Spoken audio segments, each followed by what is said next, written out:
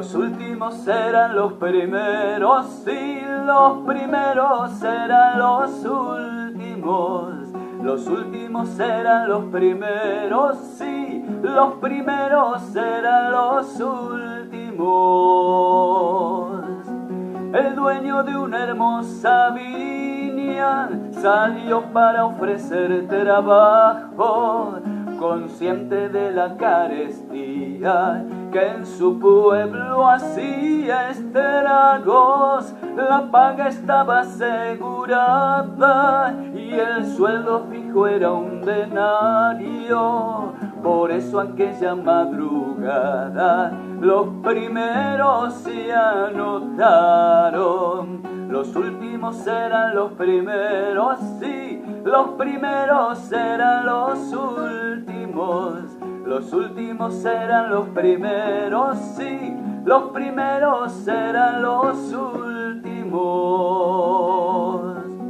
Con el correr de la mañana, al ver tantos desocupados, les dijo que los esperaba para darles una mano. Volvió a salir al mediodía y a media tarde hizo lo mismo. A todos se les prometía un empleo y sueldo digno. Los últimos serán los primeros, sí, los primeros serán los últimos.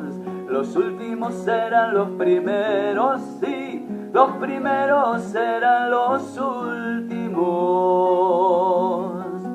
Los últimos que se anotaron no hicieron mucho que se diga, pero cobraron su denario como todos ese día. Entonces todos se enojaron, manifestando el desagrado, y al punto fue que reclamaron un aumento de salario.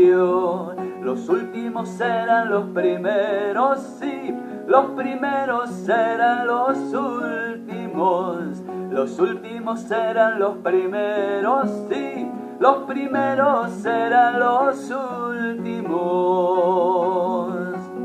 Señor, ¿no le parece injusto que recibamos un denario? Pregunte usted a cada uno cuánto tiempo ha trabajado.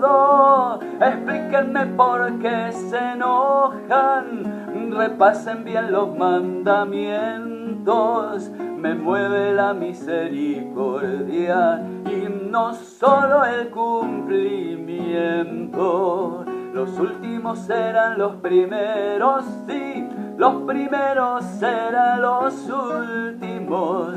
Los últimos serán los primeros, sí, los primeros serán los últimos. Los primeros serán los últimos.